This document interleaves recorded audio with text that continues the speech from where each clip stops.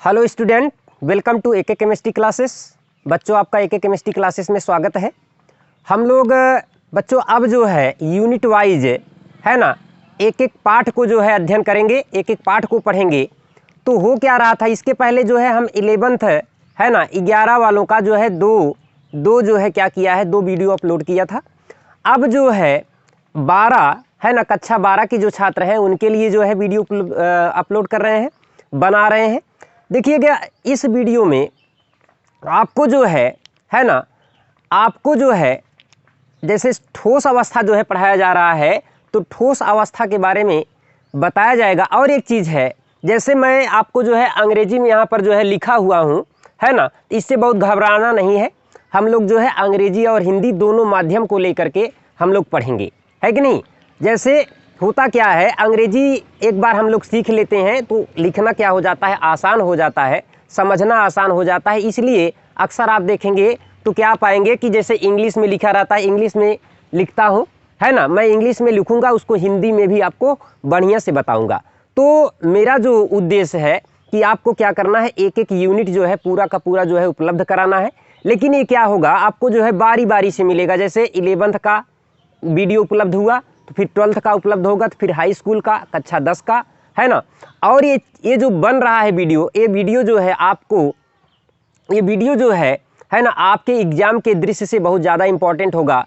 क्योंकि अभी एग्ज़ाम हुए नहीं है, तो हम लोग जो है क्या है, कोविड देख रहे हैं। कोविड-19 की ये जो महामारी है कितनी तेज़ फैली हुई है, एग्ज़ाम्स नहीं हो रहे हैं, सब कुछ रुका हुआ है। तो हम लोग जो है क्या करेंगे, खाली समय में बैठे हैं तो हम लोग क्या करते हैं, पढ़ाई अपना स्टार्ट किए रखते हैं। जिससे एक चीज़ ये है, एग्ज़ाम तो होना ही होना है, तो आप लोग जो है अपनी पढ़ाई ब्रेक ना करें, आप लोग पढ़ाई अपनी करते रहें। तो चलिए हम लोग शुरू करते हैं। पहला है यूनिट फर्स्ट है दी सॉलिड स्टेट। यहाँ पर डिफिनीशन क्या है, इसकी परिभाषा की बात करें तो यहाँ पर क्या हो रहा है कि ए solid is a form of matter.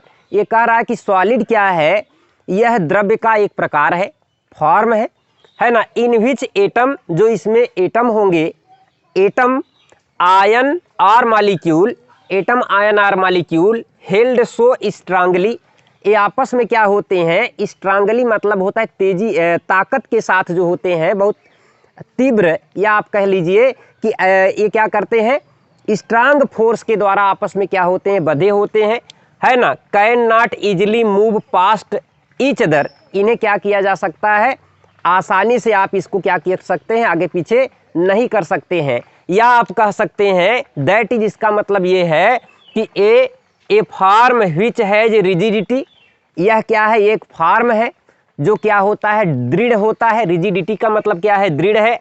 And possesses definite shape, जिसका शेप क्या हो, डिफिनिट हो, शेप निश्चित हो।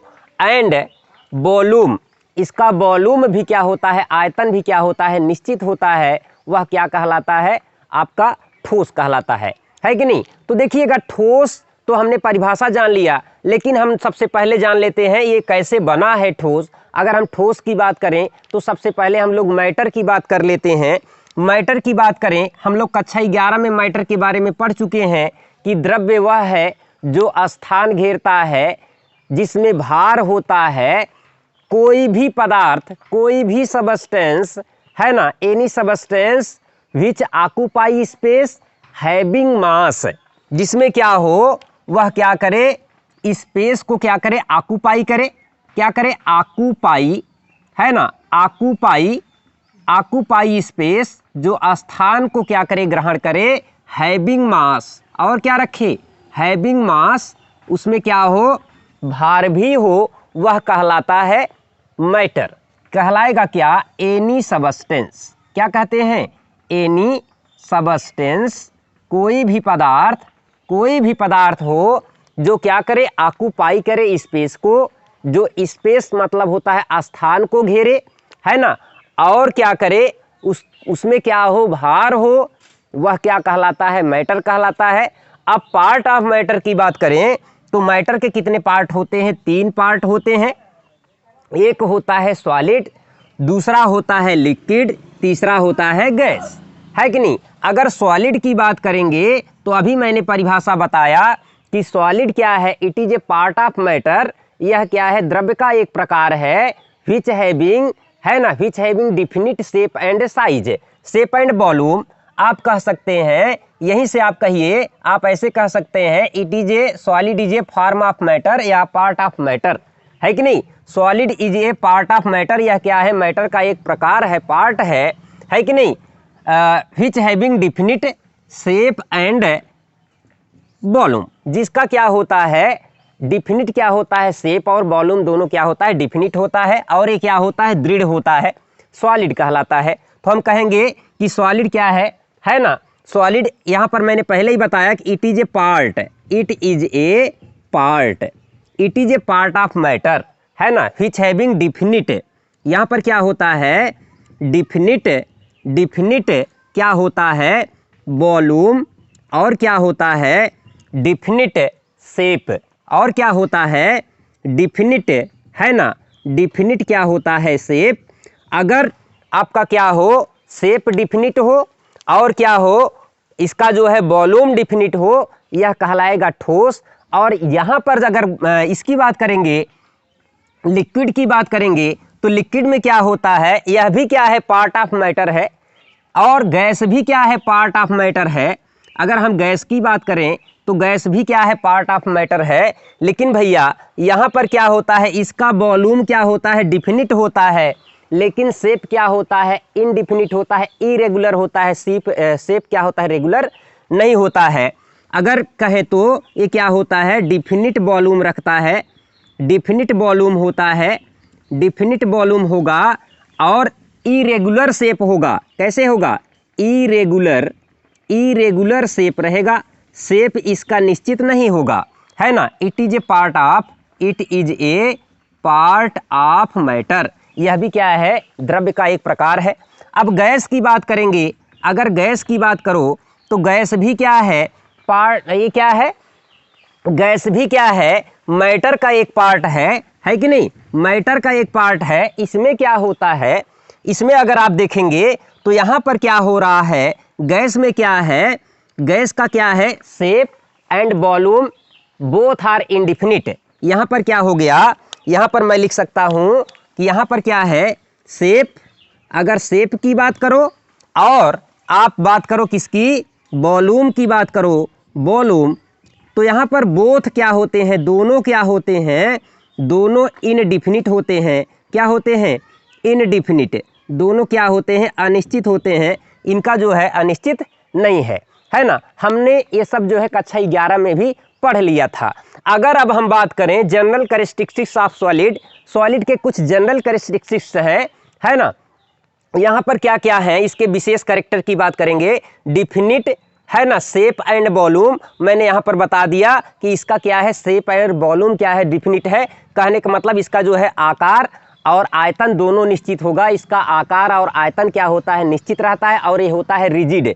यहाँ पर लिखा गया है ये कैसा है, रिजिड भी होता है, कहने का मतलब कठोर होगा, है कि नहीं। जैसे ये है, ये आपका देख रहे हैं, ये मार्कर्स है, मार्कर क्या है, ये सिलेंड्रिकल है, इसका एक शेप है कि नहीं, ये शेप है, तो इसका शेप सिलेंड्रिकल है, तो इसका शेप क्या है, निश्चित है, इसका शेप परिवर्तित नहीं किया जा सकता है ना। अगर हम इसकी बात करें, अगर इसकी बात करेंगे, डस्टर है, डस्टर कैसा है, घनाभ के आकार का है, तो ये भी क्या है ना, शेप इसका क्या है, निश्चित है, इसका शेप परिवर्तित नहीं किया जा सकता। ये बता रहा है कोई भी पदार्थ होगा ब्रह्मांड में, कोई भी पदार्थ होगा तो उसका कुछ ना कुछ शेप होगा और उसमें कुछ ना कुछ भार होगा। अगर ऐसा है तो वह आपका क्या है, द्रव्य है, द्रव्य है। और द्रव्य में अगर उसका शेप और जो है अगर उसका वॉल्यूम जो है दोनों निश्चित है तो वह ठोस है। ठीक है। अब कह रहा है कि high density and low compressibility. Compressibility की बात करें तो जैसे ये ठोस है ना, ठोस को क्या करिए आप, किसी कंटेनर में भर करके आप कंप्रेस करिए, ऐसे दाबिए इसको तेजी से। जब आप प्रेशर लगाएंगे, मैं प्रेशर लगा रहा हूँ, इसको कंप्रेस करने का प्रयास कर रहा हूँ, इसको ऐसे दाब रहा हूँ, खूब मैं प्रयास करूँ तो आप देखिए क्या ये दब रहा है, दब नहीं रहा है ना। तो इसमें कंप्रेसिबिलिटी नहीं होती है। कंप्रेसिबिलिटी का मतलब है कि ऐसे जैसे देखिए मेरा ये दोनों हाथ हैं, हाथ के बीच में समझ लीजिए एयर है। जब आप ये क्या है, ये क्लोज कंटेनर है, आप इसको ऐसे प्रेस करेंगे तो आप देखेंगे गैस में कंप्रेसिबिलिटी होगी। अगर आप पानी लेकर के, द्रव जो है ना, एक निडिल ले लीजिए, देखिए एक निडिल ले लीजिए, निडिल में क्या करिए आप, ऐसे ऐसे पानी को आप भरिए, ऐसे पानी को जब आप भरेंगे और आगे से उसका जो है मुख है उसको बंद करके आप सिलेंडर को आप प्रेस करिए। आप सिलेंडर को प्रेस करेंगे, देखेंगे कि पानी में भी कंप्रेसिबिलिटी क्या है, नहीं है, ना के बराबर है। तो यहाँ पर क्या होता है, ठोस और द्रव में कंप्रेसिबिलिटी ना के बराबर होती है, गैस में कंप्रेसिबिलिटी होती है। यही कारण है कि गैस को क्या किया जाता है, कंप्रेस करके उसको बदल दिया जाता है किसमें, द्रव में। आपने सुना होगा लिक्विड पेट्रोलियम गैस एलपीजी को सुना होगा, किसको सुना होगा, एलपीजी। एलपीजी को कहते हैं क्या, लिक्विड पेट्रोलियम गैस, द्रवित पेट्रोलियम गैस। और एक होता है सीएनजी, एक क्या होता है, सीएनजी। सीएनजी जो गैस है इसको कहते हैं कंप्रेस्ड नेचुरल गैस। कंप्रेस्ड कह रहा है, इसको क्या किया गया है, कंप्रेस्ड करने का मतलब है कि इसको क्या किया गया है, कंडेंसर में डाल करके इसको कंप्रेस करके इसको क्या कर दिया गया, लिक्विड में परिवर्तित कर दिया गया। यहाँ पर क्या है, हाई डेंसिटी। डेंसिटी, अब एक चीज है हाई डेंसिटी। डेंसिटी क्या है भाई, एक कमरे में 10 लोग हैं और एक कमरे में 100 लोग हैं, तो बताइए किसमें ज़्यादा लोग हैं। अगर ज़्यादा की बात करेंगे तो जहाँ पर 100 लोग हैं वो क्या है, ज़्यादा है। वही चीज़ होता है ठोस में, अगर कणों की बात करोगे तो ठोस में कणों की संख्या ज़्यादा होती है, इसीलिए कह रहा है कि इसमें जो होती है डेंसिटी क्या होती है, ज़्यादा होती है। कोई शहर ले लो, कोई शहर आप ले लीजिए, अब शहर में कहते हैं मुंबई शहर में डेंसिटी बहुत ज़्यादा है कि नहीं, मुंबई शहर में डेंसिटी बहुत ज़्यादा है। और आप जो है क्या करिए, दिल्ली शहर ले लीजिए, दिल्ली शहर में बहुत ज़्यादा डेंसिटी है। अब मुंबई और दिल्ली की अगर तुलना करोगे तो आप देखोगे कि मुंबई में ज़्यादा लोग रह रहे हैं, दिल्ली में मुंबई की अपेक्षा कम लोग हैं, तो हम कहेंगे भैया कि मुंबई की डेंसिटी क्या है, ज़्यादा है। सेम है यहाँ पर वही चीज़ है। यहाँ पर कहता है कि सॉलिड में जो होता है कणों की संख्या होती है, नंबर ऑफ पार्टिकल्स जो होते हैं ज़्यादा होते हैं ठोस की अपेक्षा। तो यहाँ पर डेंसिटी इसका ज़्यादा है, कहने का मतलब बहुत पास पास होते हैं, डेंसिटी ज़्यादा है। और यहाँ पर क्या है, डेंसिटी कम है। डेंसिटी कम होने का मतलब कण क्या होगा, दूर दूर रहेगा या कणों की संख्या कम रहेगी।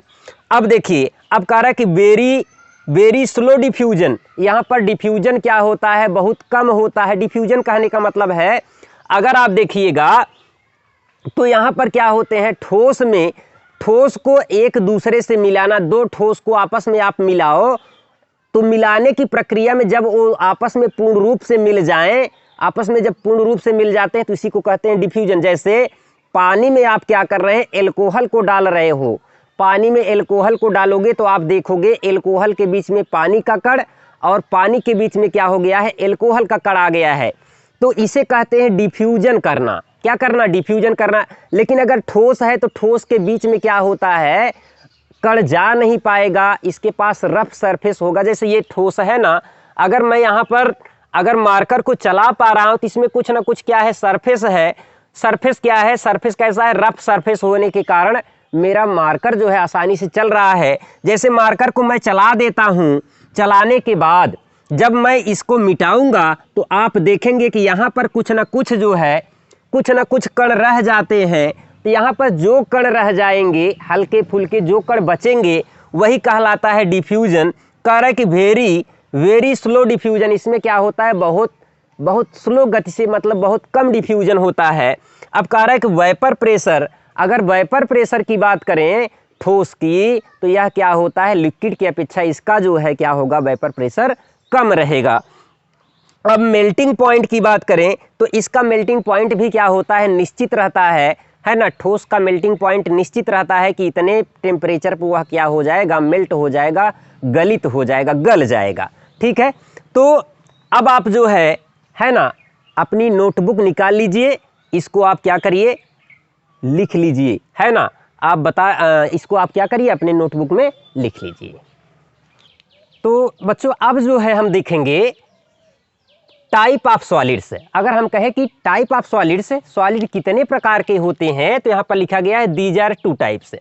यह 2 प्रकार का होता है, एक है एमार्फस सॉलिड, दूसरा है क्रिस्टलाइन सॉलिड। एमार्फस को कहते हैं अक्रिस्टलीय ठोस। इसको क्या कहते हैं, अक्रिस्टलीय ठोस। इसे कहा जाता है अक्रिस्टलीय, है ना, अक्रिस्टलीय ठोस कहते हैं। और इसे कहते हैं क्या, क्रिस्टलीय, है ना, क्रिस्टलीय ठोस, इसे कहा जाता है क्रिस्टलीय ठोस। अब आप देखिएगा एमार्फस सॉलिड जो है ना, एमार्फस सॉलिड, इसे जो अक्रिस्टलीय ठोस है इसे कहते हैं स्यूडो सॉलिड। देखने में तो ठोस है लेकिन आभासी है ना, सिर्फ देखने में ठोस है लेकिन ठोस जैसा कैरेक्टर शो नहीं करता है, इसीलिए इसे कहते हैं क्या है, स्यूडो सॉलिड कहते हैं। और इसे कहा जाता है क्या, सुपर कूल्ड लिक्विड। क्या कहा जाता है, सुपर कूल्ड लिक्विड कहा जाता है। क्यों कहा जाता है अब हम लोग देखेंगे। एमार्फस सॉलिड की अगर परिभाषा देखें तो दी टर्म एमार्फस, आप कहेंगे जो टर्म है, term amorphous has been derived, है ना, यहां पर क्या है, derived from a Greek word amorphe, amorphe से लिया गया है, बना है, जिसका मतलब है क्या, शार्पलेस। कहने का मतलब है कि जब आप काटोगे इसको, इसमें चिकनी सतह नहीं मिलेगी, खुरदुरी मिलेगी। जैसे यही है ना, ये आपका मार्कर है, अगर मैं मार्कर को छुरी से काटूं तो आप देखोगे कि यहाँ पर रफ सरफेस मिलेगा, चिकनी सतह नहीं मिलेगी। अगर कांच है, आप कांच को काटोगे तो आप देखोगे कि कांच में क्या है, चिकनी सतह नहीं मिलेगी। आप देखेंगे कांच जब टूटता है तो टुकड़े टुकड़े करके टूटता है, और जहां पर टूटेगा उसके किनारे पे आप देखेंगे तो उभड़ा खबड़ा मिलेगा, कभी जो है चिकना सतह नहीं मिलता। जैसे आप अगर लोहे की नेल के काटिए या लोहे की जो है कोई राड है उसको आप काटोगे तो आप देखोगे कि पूरी की पूरी चिकनी सतह मिल रही है। लेकिन अगर आप जो है एमार्फस सॉलिड को काटोगे, किसी प्लास्टिक को काटोगे तो आप देखोगे चिकनी सतह नहीं मिलेगी, सतह उसकी क्या रहेगी, खुरदुरी रहेगी। जैसे आप लकड़ी को काटते हैं तो सतह क्या मिलती है, खुरदुरी मिलती है। तो एमार्फस सॉलिड जो है जब आप काटोगे तो इसकी जो चिकनी सतह क्या होगी, चिकनी नहीं होगी, शार्पलेस होगी, खुरदुरी सतह मिलेगी। कर in amorphous solid the arrangement of building constituent, इसमें जो अरेंजमेंट होता है पार्टिकल का, कॉन्स्टिट्यूएंट का, इज नॉट रेगुलर। कहने का मतलब रेगुलर नहीं होगा, जो बिल्डिंग कॉन्स्टिट्यूएंट होंगे वो इरेगुलर रहेंगे, रेगुलर नहीं होंगे, उनका अरेंजमेंट निश्चित नहीं रहता। अरेंजमेंट व्यवस्था क्रम क्या होता है। अगर आप देखेंगे ठोस की बात करोगे, जैसे अगर ठोस की बात करें हम, यहां पर अगर आप देखें, है ना, अगर हम जो है ठोस की बात करेंगे तो यहां पर जैसे मान लीजिए ए है, कण है, ऐसे है ना, यहां पर कण है, ऐसे है, और यहां पर क्या है, मान लीजिए बीच में क्या है, आपका क्या है ना, ऐसे कण है। तो यहां पर भैया आप देखेंगे कि जो व्यवस्था क्रम क्या है, रेगुलर है। ठोस के कणों में, मान लीजिए ये ठोस है तो ठोस के कणों में क्या है, व्यवस्था क्रम क्या है, रेगुलर है, निश्चित है। लेकिन यहां पर अगर आप देखेंगे तो यहां पर अगर आप व्यवस्था क्रम देखेंगे तो यहां पर निश्चित व्यवस्था क्रम नहीं मिलेगा। यहां पर व्यवस्था क्रम क्या होता है, अनिश्चित रहता है। अभी हम आपको बताते हैं यहां पर आप देखेंगे व्यवस्था क्रम कैसे मिलेगा। यहां पर अगर आप देखेंगे तो मान लीजिए ऐसे कण है ना, यहां पर ठोस का कण अगर ऐसे है, ये आपका कण है, ऐसे है ना, यहां पर ऐसे है, तो यहां पर व्यवस्था क्रम क्या होगा, या तो मान लीजिए यहां पर कण पाया जाएगा, यहां पर पाया जाएगा, यहां पर पाया जाएगा, यहां पर पाया जाएगा। तो यहां पर कोई निश्चित व्यवस्था क्रम नहीं है, कण यहां पर भी पाया जा सकता है।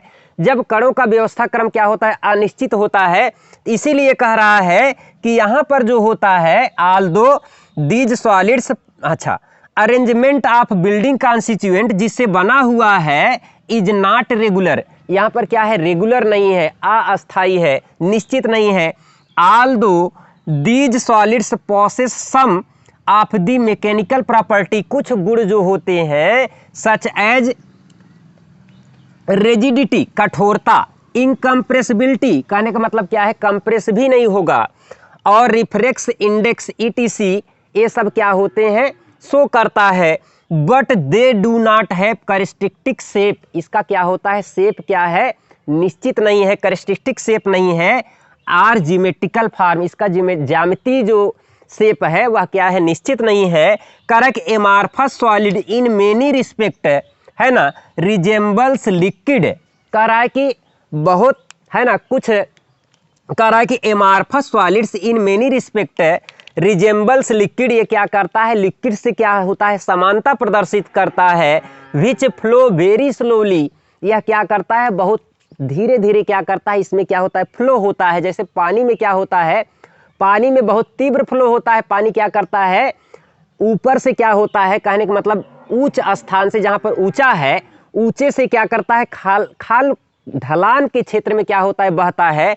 सेम एज ये भी क्या करता है, कह रहा है कि इसमें वेरी स्लो फ्लो होता है, लेकिन वह क्या होता है, बहुत स्लो होता है। कह रहा है कि at room temperature and are regarded as super cooled liquid. Room temperature पर, है ना, इसमें क्या होता है, बहुत धीरे धीरे क्या होता है, बहने का गुण पाया जाता है, जिस कारण इसे क्या कहते हैं, सुपर कूल्ड लिक्विड कहते हैं। कह रहा है कि amorphous solid many respect resembles liquids. यह क्या करता है, लिक्विड से समानता प्रदर्शित करता है। विच flow very slowly eight room temperature, है ना, रूम के ताप पर ये क्या करता है, धीरे धीरे फ्लो होता है। जैसे आपके जो पुरानी बिल्डिंग है, वहाँ पर जो कांच की खिड़कियाँ लगी हुई हैं, तो आप देखेंगे कि अगर 10, 20, 25, 50 साल बाद आप देखेंगे तो जो कांच होता है ना, कांच ऊपर क्या हो जाएगा, पतला हो जाएगा, और नीचे क्या हो जाएगा, मोटा हो जाता है। इसी कारण इसको कहा जाता है सुपर कूल्ड लिक्विड। तो आपसे बहुत पूछा जाता है कि सुपर कूल्ड लिक्विड का एग्जाम्पल बताओ, सुपर कूल्ड लिक्विड क्या है, तो आप बताएंगे इसका एग्जाम्पल क्या है, ग्लास है, रबर है, प्लास्टिक, ये सब क्या है, सुपर कूल्ड लिक्विड के एग्जाम्पल्स है। ठीक है, इतना आप समझ गए। अब हम आगे चलेंगे, है ना, इसके कुछ गुण की चर्चा हम लोग करेंगे। तो बच्चों, अगर क्लीवेज प्रॉपर्टी की बात करें, काटने की बात करें, तो आप जब, है ना, अगर क्रिस्टलाइन सॉलिड को देखो, जब आप क्रिस्टलाइन सॉलिड को काटोगे, यहाँ पर दिया है crystalline solids can be cleavage, है ना, क्लीव्ड शार्पली। जब आप काटोगे तो यहाँ पर अगर आप इसको काटोगे तो यहाँ से क्या होगी, अगर आप ऐसे काट रहे हो तो यहाँ से अगर आप देखोगे तो यहाँ से क्या होगा, पूरा का पूरा आपका सरफेस कैसे मिलेगा, यहाँ से जैसे आप इसको काटोगे, है ना, जैसे आप इसको काटोगे तो पूरा का पूरा सरफेस कैसे मिलेगा, क्लीन मिलेगा। सरफेस कैसे मिलेगा, क्लीन मिलेगा। Along definite planes using sharp knife. कह रहा है कि अगर चाकू आपकी क्या है, चोख है ना, अगर आपकी शार्प चाकू है तो आप उसको काटोगे तो आपको कैसे मिलेगा, एकदम जो है सरफेस उसका क्या होगा, क्लीन मिलेगा। अब कह रहा है कि however amorphous solid give irregular fractured, ये इरेगुलर फ्रैक्चर्ड की बात करें, या कह रहा है कि रफ सरफेस मिलेगा। यहाँ पर सरफेस जो होगा, इसका सरफेस अगर बात करोगे, यहाँ से अगर आप काटोगे तो सरफेस इसका क्या होगा, रेगुलर नहीं मिलेगा, बल्कि सरफेस इसका कैसा मिलेगा, रफ मिलेगा, फ्रैक्चर्ड रहेगा। तो इसी को कहते हैं इरेगुलर और rough cleavage of amorphous solid. यहाँ पर आप काटोगे तो यहाँ पर अगर आप देखोगे तो पूरा का पूरा सरफेस कैसा रहेगा, चिकना मिलेगा, है ना, लेकिन यहाँ पर सरफेस कैसा मिलेगा, आपका जो है खुरदुरा सरफेस मिलेगा। ये आपका क्या है, क्लीवेज प्रॉपर्टी है। हम ऐसे इस प्रकार से पहचान सकते हैं इसको काट करके कि इसका सरफेस कैसा आ रहा है।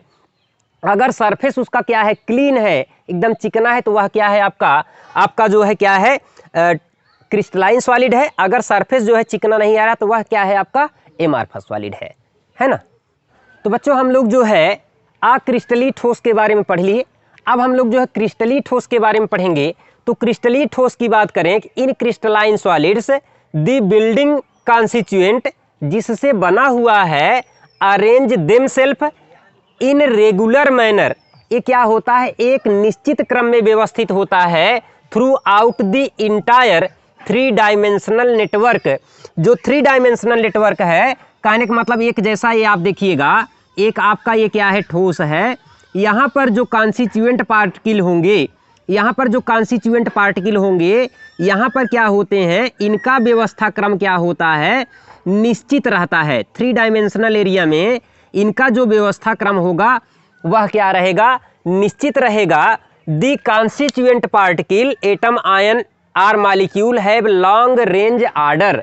लॉन्ग रेंज आर्डर कहने का मतलब इनका व्यवस्था क्रम क्या होता है, निश्चित होता है, परिवर्तित नहीं होता।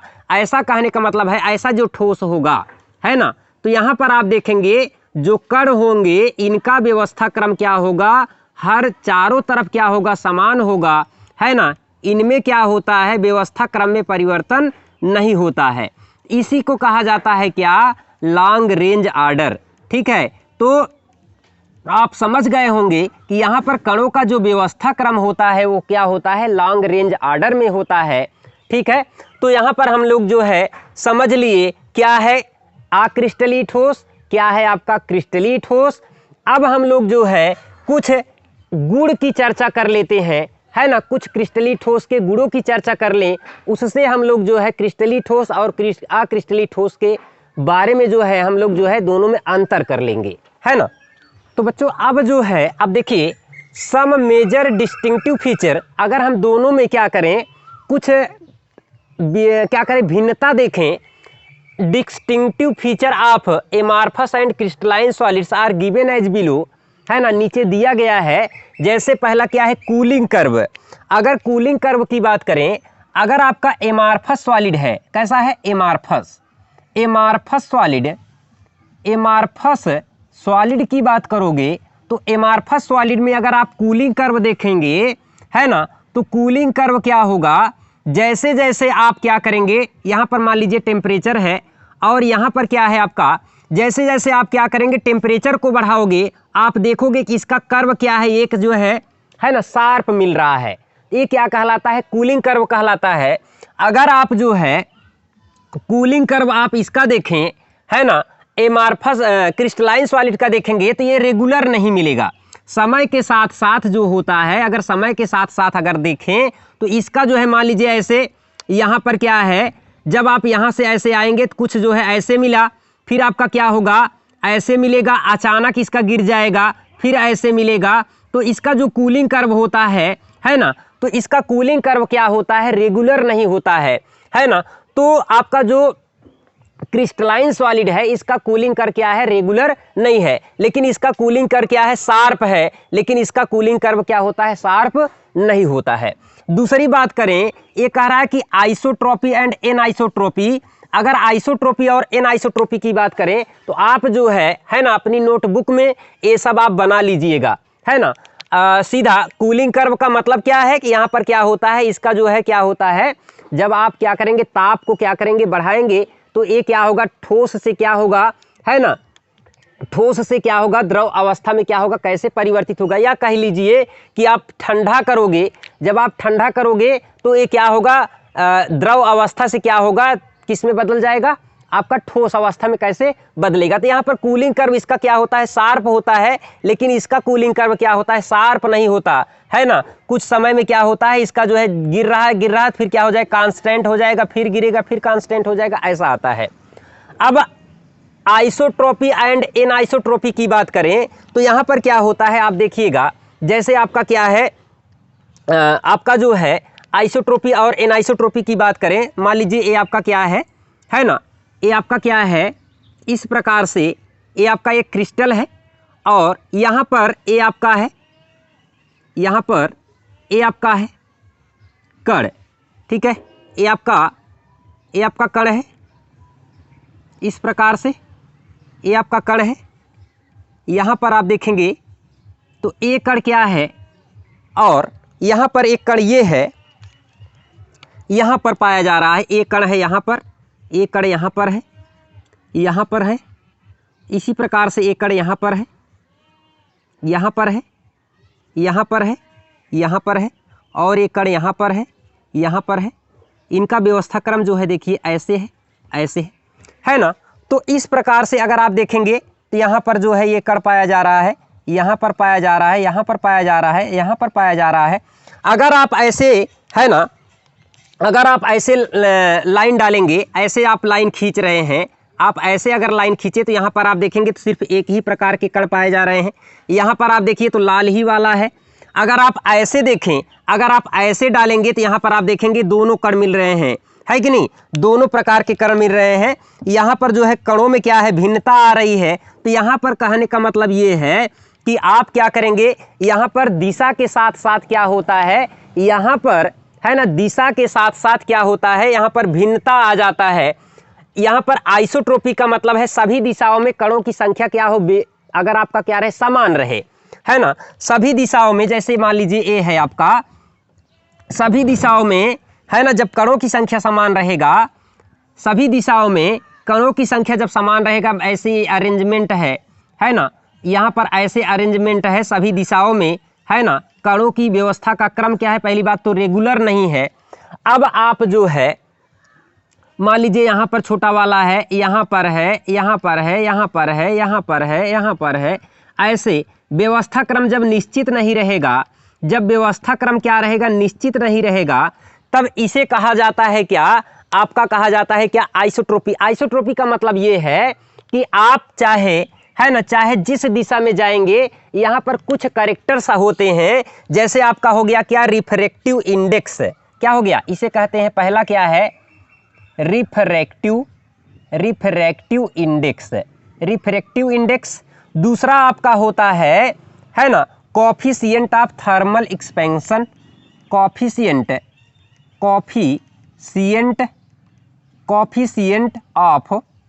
ऑफ थर्मल एक्सपेंशन, है ना। और तीसरा अगर आप देखेंगे, थर्मल कंडक्टिविटी, है ना, थर्मल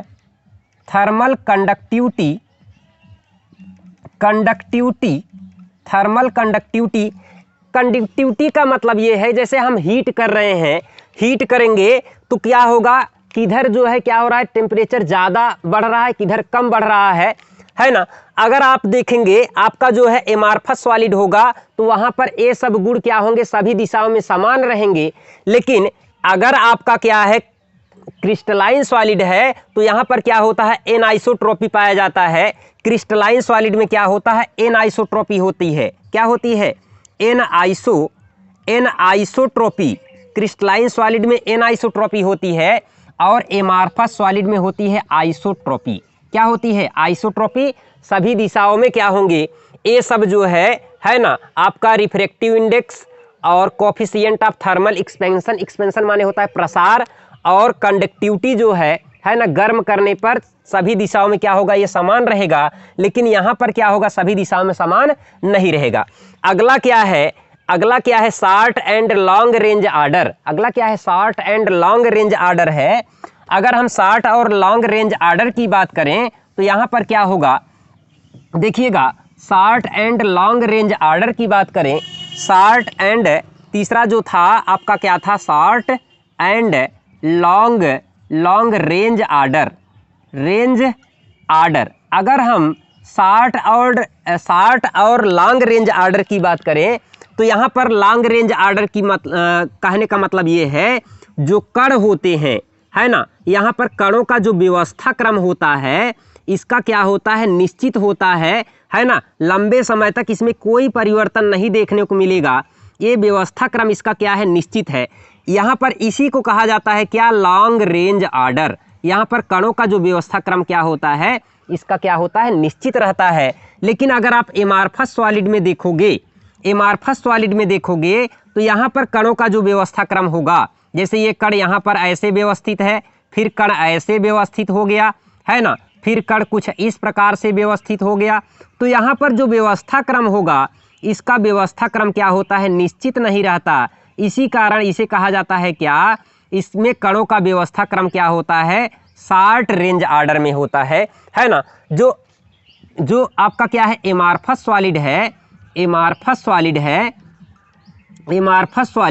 यहाँ पर जो होता है एमार्फस सॉलिड, और ये आपका क्या है, क्रिस्टलाइन सॉलिड है ना, क्रिस्टलाइन सॉलिड में कणों का जो व्यवस्था क्रम होगा लॉन्ग रेंज आर्डर में होगा, और एमार्फस सॉलिड में कणों का व्यवस्था क्रम क्या होगा, शॉर्ट रेंज आर्डर में होगा। थोड़े समय में क्या होगा, ये परिवर्तित हो जाएगा। इसी को कहते हैं क्या है, शॉर्ट रेंज आर्डर और लॉन्ग रेंज आर्डर। तो हम ये आशा करते हैं बच्चों कि आज आप लोग जो है ना, सॉलिड स्टेट के बारे में जो है आप पढ़े होंगे, आपको जो है बहुत मज़ा आया होगा। आप रेगुलर नोट्स बनाते चलिए। और एक चीज़ जो है, आप कमेंट देना मत भूलिए कि आपको इसको हिंदी में मैं लिख करके बताऊं कि अंग्रेजी में ही बताऊं, सही रहेगा। आप जैसे कहेंगे मैं वैसे ही पढ़ाऊंगा। तो आपसे ये आशा रहेगा कि आप कमेंट ज़रूर करेंगे, और आप वीडियो को क्या करिए, ज़्यादा से ज़्यादा इसको क्या करिए, फैलाइए, और आप ज़्यादा अपने मित्रों के साथ पास पहुंचाइए, जिससे उनको क्या हो, ज़्यादा से ज़्यादा लाभ हो। और आप ये क्या करिए, आप एक चीज़ और करिएगा, आप इसको जो है, मेरे चैनल को जो है सब्सक्राइब ज़रूर करें। ठीक है, तो आज जो है हम अपनी क्लास को यहीं पर समाप्त करेंगे। बस आज के लिए बहुत बहुत धन्यवाद। अब इसके आगे आपको अगली क्लास में पढ़ाया जाएगा।